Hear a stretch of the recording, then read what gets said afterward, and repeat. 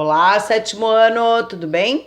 Bem-vindos à nossa aula de número 38, estamos na apostila 3, no capítulo 5, falando sobre as leis de Newton, sobre as teorias dele a respeito do movimento e da aceleração. Então, hoje a gente vai falar sobre a segunda lei de Newton, que é o princípio fundamental da dinâmica.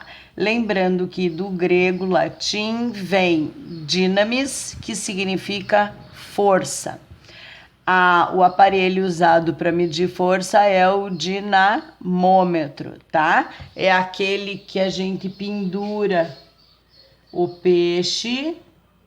Ele tem aqui um trilho, daí ele tem uma escala e daí aqui ele tem um gancho. Você pendura o peixe aqui e daí aqui ele vai descer, a argola vai descer, a mola vai tensionar conforme a gravidade puxa, tá?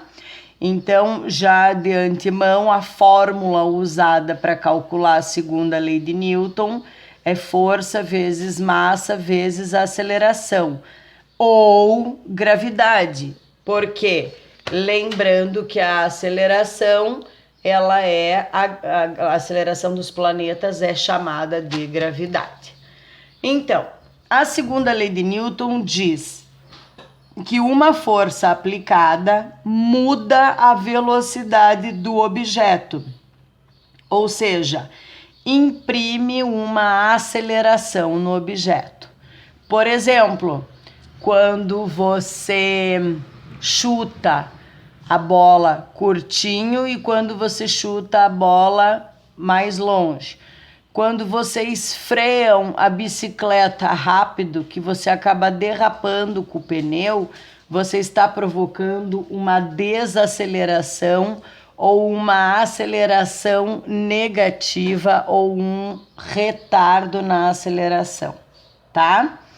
A relação da força com a aceleração, ela é direta, portanto, quanto maior a força, maior a aceleração. Aqui está o exemplo. Se você tem o carrinho vazio e você está andando que nem uma pessoa normal no mercado, você usa uma certa força só para movimentar o carrinho. Então, a aceleração é igual, é compatível com a força. Se você endoidar o cabeção e começar a postar corrida de carrinho no mercado, você vai ter que dobrar a força com que você vai produzir o movimento. Portanto, você vai fazer o movimento mais rápido. Se você pirar de vez o cabeção e subir aqui em cima do carrinho para correr com o carrinho, você vai triplicar a sua força em relação a essa. Então, o carrinho vai endoidar com você no mercado e vocês vão sair correndo. Acontece que quanto maior a massa, maior a força que vai ter que ser aplicada para ele para poder quebrar a inércia. Nós vimos na primeira lei de Newton aqui na apostila, quando a professora falou para vocês que girar o planeta Terra, que o planeta maior do que o planeta menor, esse aqui tem mais gravidade, então tem mais inércia. Que é inércia? É a dificuldade em mudar o estado de repouso ou de movimento retilíneo uniforme. Então, se o carrinho de mercado tiver com compras, naturalmente você já vai fazer mais força para o carrinho andar. E se você, quanto mais compra você puser dentro do carrinho, maior a ação da força resultante, portanto, maior a aceleração. Então, a aceleração adquirida de um corpo é diretamente proporcional à intensidade da força. O que isso significa? Que não é denominador, é numerador. Quando os valores estão assim, ó, igual aqui já vem o valor, é diretamente proporcional. Agora, a massa é diretamente proporcional à aceleração e inversamente proporcional à força. Porque se eu passar essa aceleração... Opa, o contrário, só um pouquinho. Então, se eu passar essa aceleração para o lado de cá do sinal de igual, eu vou obter esta fórmula aqui, que significa que a massa é diretamente proporcional à força e inversamente proporcional à aceleração, tá? A física que estuda essa parte aqui da ciência das leis de Newton do movimento é a mecânica, tá? A mecânica ela é dividida em 3 partes.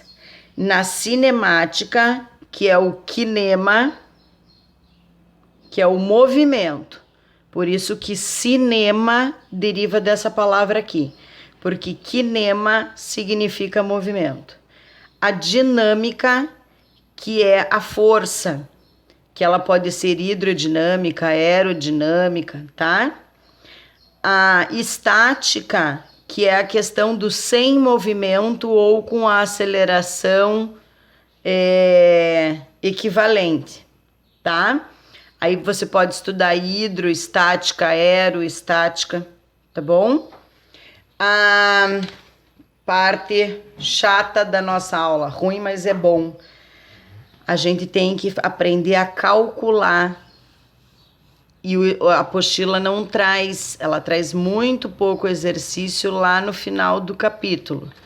Depois da terceira lei de Newton, ela tem esses exercícios aqui, ó. E poucos exercícios de força e esses de lei de Newton. E esses exercícios aqui da segunda lei de Newton caem constantemente no Enem e no vestibular, tá? Então a professora aqui vai passar mais um reforço para vocês antes de passar adiante para a terceira lei de Newton. Então a nossa aula vai até aqui. Vou dar um exemplo de como calculo o exercício. Então, esse aqui é o enunciado do exercício. Suponha que uma força seja exercida sobre um bloco, tá? Então, aqui a gente já tem que lembrar que tem a força da gravidade puxando esse bloco para baixo. Este bloco tem uma massa de 30 quilos. Então, lembrando que peso é a força com que a gravidade te puxa e massa é a tua constituição. Esse bloco aqui, ele está sendo tracionado por esta corda, por esta roldana aqui, por esta engrenagem, e este bloco tem que se deslocar para cá. Já está dizendo que a força resultante é para cá, tá? A aceleração com que ele se mexe é de 2 metros por segundo ao quadrado. Então, ele quer saber, suponha que uma força exercida por um bloco gerando uma aceleração. Ele não faz pergunta, né? Porque não é um exercício de escola, é só uma demonstração. Então, como que a gente teria aqui, ó? Qual é a força resultante com que este bloco vai se mexer? A força que tem que ser aplicada para esse bloco se mexer.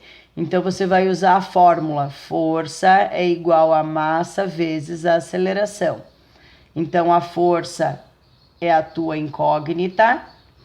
A massa está descrita aqui. E a aceleração está descrita aqui. Então, você vai fazer força é igual a 30 quilogramas vezes 2 metros por segundo ao quadrado. A força a ser aplicada para movimentar o bloco para a direita na horizontal, porque força é uma grandeza física vetorial. é uma grandeza física vetorial.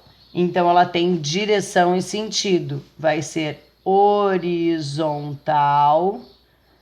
para a direita, tá? E a unidade de medida da força no Sistema Internacional de Medidas é Newton, porque foi ele que descobriu esses princípios. E a letra, a unidade de medida é N maiúsculo. Então, quando terminar o exercício lá no Enem, lá no vestibular, em qualquer cursinho que vocês forem fazer, não esqueçam de pôr as unidades de medida, porque unidade de medida também é pegadinha em prova, tá? Ela podia ter posto quilograma-força, podia ter posto metros por segundo ao quadrado, quilômetros por hora, e daí já é a pegadinha da resposta. Então, prestar muita atenção na unidade de medida, tá? Um beijo, fiquem com Deus e até a próxima aula. Já mando o reforço.